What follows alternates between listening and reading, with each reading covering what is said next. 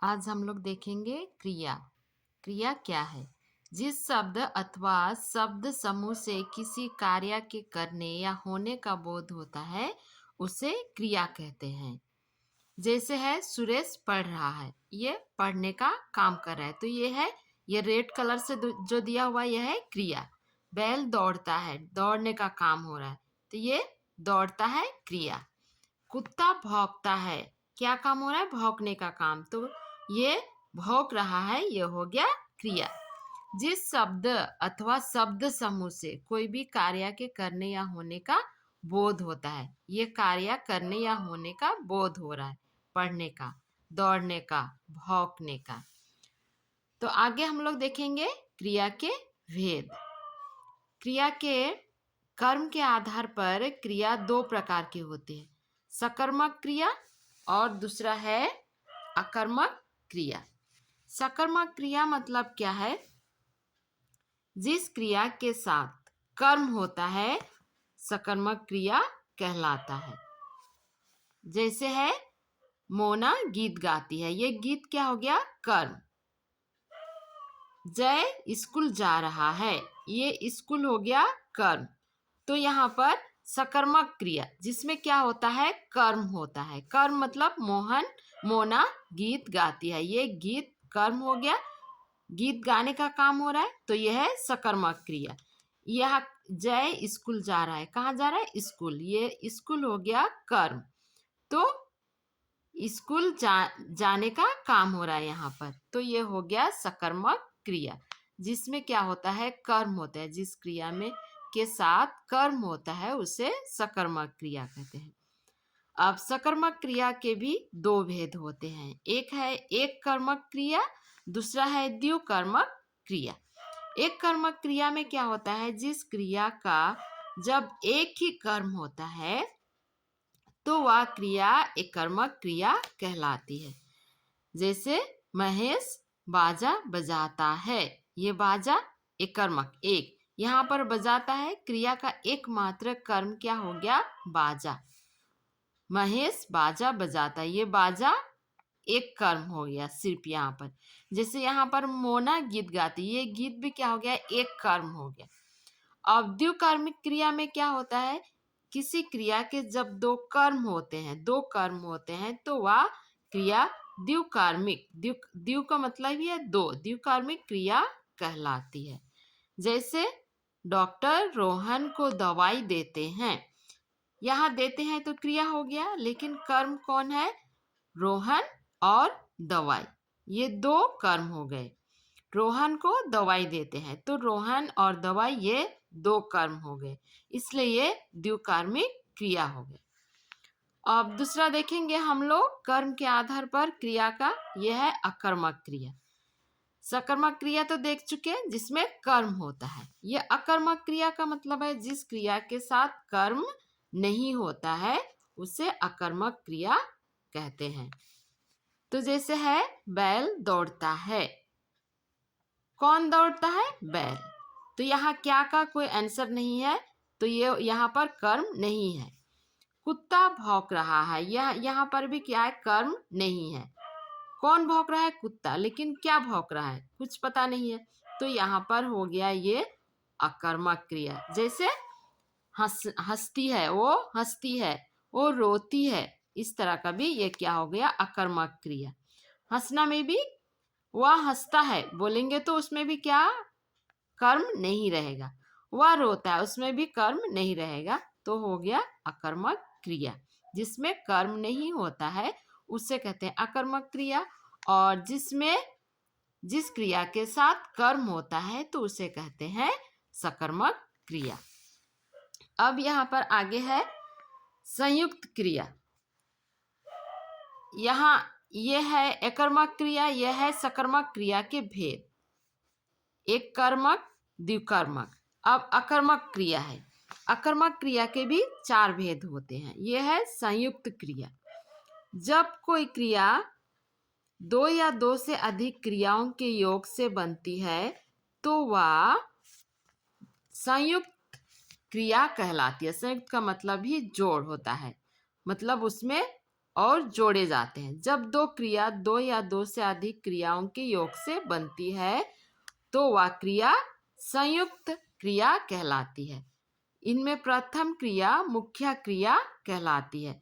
जैसे है यहाँ पर एग्जाम्पल में है सूरज। सूरज भेड़ चराने गया। यहाँ पर चराने क्या हो गया? मुख्य क्रिया है। कहाँ गया? भेड़ चराने गया। ये चराना मुख्य क्रिया हो गया। और गया है ये क्या हो गया? सहायक क्रिया। तो दो या दो से अधिक क्रियाओं के योग से बनती है संयुक्त क्रिया, और जो प्रथम क्रिया होता है वो मुख्य क्रिया हो जाता है और द्वितीय क्रिया हो जाता है सहायक क्रिया। दूसरा भेद देखेंगे हम लोग अकर्मक क्रिया के। प्रेरणार्थक क्रिया। प्रेरणार्थक क्रिया में क्या होता है? जब कर्ता स्वयं कार्य को ना करके किसी और व्यक्ति को प्रेरणा देकर उससे कार्य करवाता हो। खुद नहीं करता है, जो करता मतलब जो काम करता है उसे कहते हैं कर्ता। तो स्वयं नहीं करके किसी और व्यक्ति से करवाता है, किसी और व्यक्ति को प्रेरणा देकर उससे काम करवाता है, उसे ही प्रेरणार्थक क्रिया कहते हैं। जैसे यहाँ पर शिक्षक ने बच्चों से निबंध लिखवाया। शिक्षक करता है, यह स्वयं नहीं कर रहा है बल्कि किससे कर रहा है? बच्चों से। तो यह हो गया प्रेरणार्थक क्रिया। यहाँ पर पूर्वकालिक क्रिया। पूर्वकालिक मतलब जो पूर्व पहले घटता है। किसी मुख्य क्रिया से पहले घटित क्रिया को पूर्वकालिक क्रिया कहते हैं। मुख्य क्रिया से पहले जो घटना घटता है, जो क्रिया होता है, उसे कहते हैं पूर्वकालिक क्रिया। यह क्रिया कर प्रत्यय से बनती है। प्रत्यय शब्द के बाद में लगता है। जैसे हम नहाकर मंदिर जाते हैं। यहाँ पर मंदिर जाना क्या हो गया? मुख्य हो गया। और अतः नहाना क्या हो गया? उससे मुख्य कार्य से क्रिया से पहले हो गया। नहाना उससे पहले आने वाली क्रिया है, तो इसलिए नहाकर क्या हो गया? पूर्वकालिक क्रिया।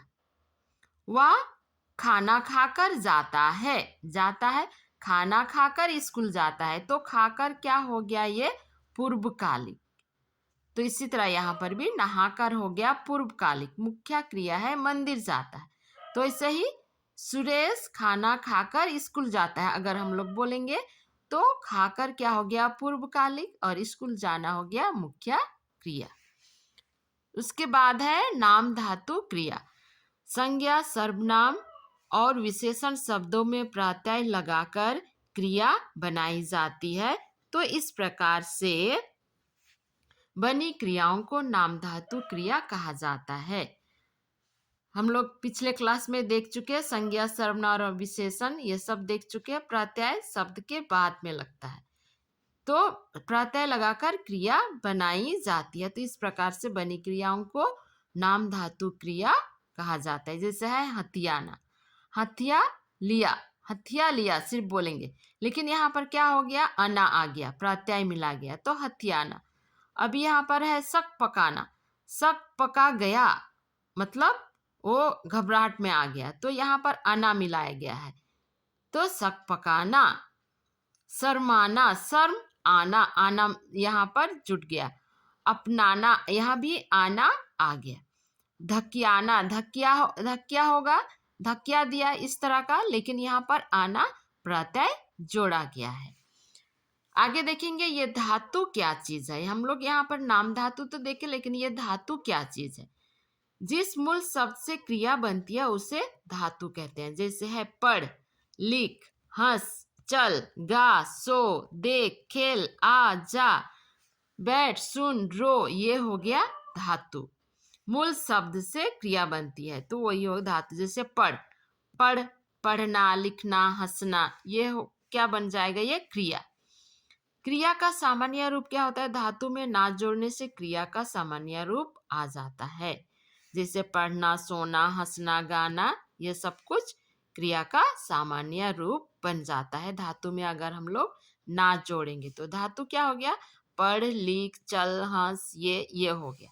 और उसमें अगर हम लोग ना जोड़ेंगे तो क्रिया का सामान्य रूप हो जाएगा। सामान्य रूप पढ़ना, लिखना, हंसना, गाना, सोना, इस तरह का सामान्य रूप हो जाएगा। संज्ञार्थक क्रिया क्या है? ना से युक्त धातु का उसी रूप में भी प्रयोग किया जाता है। ऐसे क्रिया रूप को संज्ञार्थक क्रिया कहते हैं। जैसे उसे लिखना आता है, उसे अभी बोलना नहीं आता है। जैसे यहाँ पर सामान्य था, क्रिया का सामान्य रूप, वही सामान्य रूप को ही इधर लिखा गया है। लिखना, चलना, बोलना, आना, जाना। मूल धातु का प्रयोग कभी कभी धातु अपने मूल रूप में भी प्रयुक्त होता है। धातु हम लोग देखें, ये धातु अपने मूल रूप में भी प्रयोग होता है कभी कभी। देखो, किंतु प्राय या प्रयोग पुरुषवाचक सर्वनाम के मध्यम पुरुष शब्द तू और साथ ही आज्ञा के लिए होता है। जैसे क्या बोलेंगे यहाँ पर? तू, मध्यम पुरुष में तुम और तू दोनों आता है, लेकिन यहाँ पर तू के साथ जा मिलता है, धातु को लगाया गया। अपने मेन जो मूल रूप है उसी को यहाँ किया गया है। तू के साथ तू जा, तू गा, तू सुन, तू पढ़, तू लिख, तू का।